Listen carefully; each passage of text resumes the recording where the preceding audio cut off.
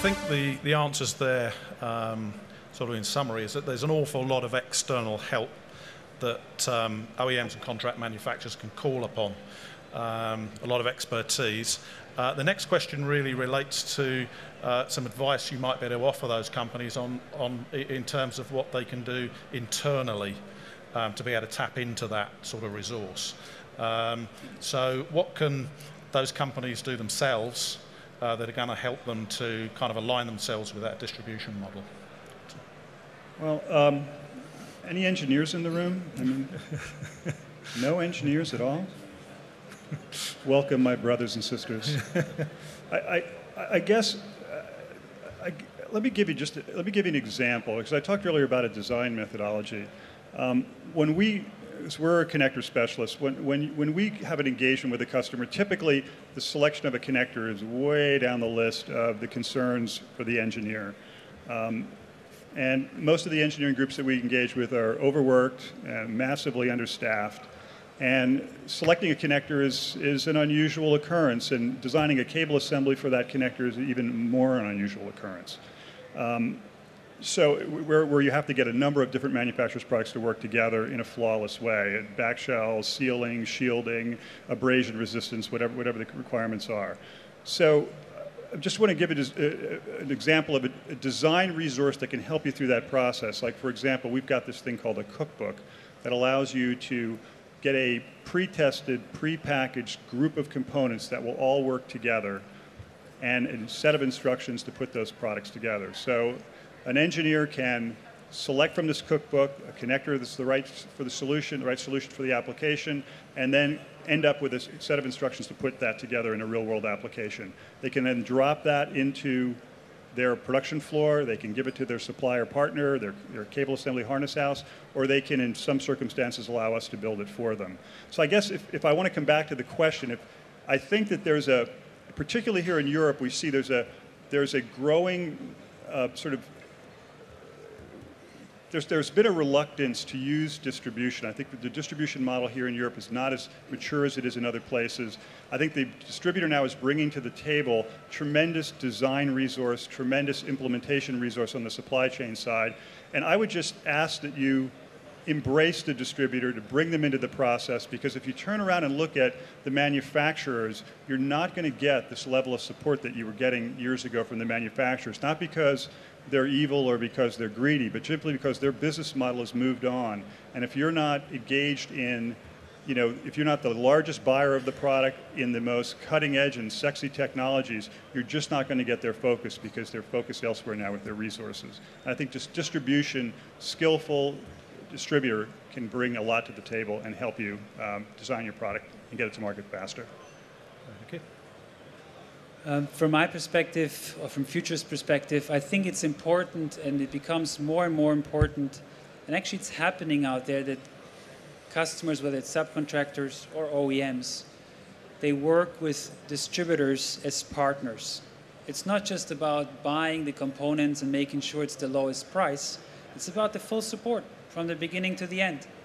And I think what certainly, from my perspective, what we see at Future more and more is customers do see the added value of that full solution support and work together with the distributor to solve all problems. And that starts from the design in, from the time to market, through the applications, and it ends with supply chain solutions. So it's all one.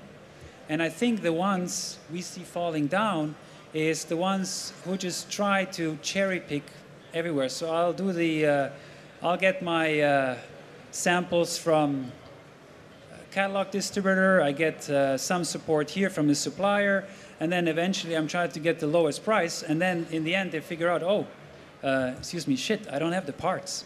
So I think what has to happen is more of a partnership approach, and I actually believe it starts to happen. So from that perspective, there's a very positive trend, and certainly in Europe, distribution will become more important, because actually Europe is becoming less important in the global picture.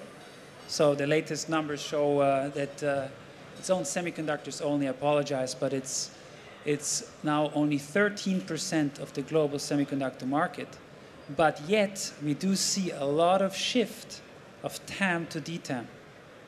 So customers merge more and more to distribution because they see that the suppliers just simply don't have the resources anymore to deal with them properly. So that's it from my side. Okay, thank you. Okay, I'm going more in agreement with Russell's comments. I mean, my obvious comment is go to the Element 14 website and you'll see all the answers there. But on a wider scale, the websites of the highest service distributors provide the greatest choice to you today. It's at the click of a button. You have everything you need there. You don't need to pay for FAE specialists.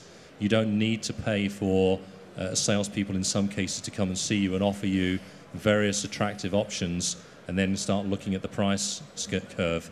All of the information that you need is there at the click of a web. So my advice to you is seek the highest service distributors, of which Farnell is obviously one of them.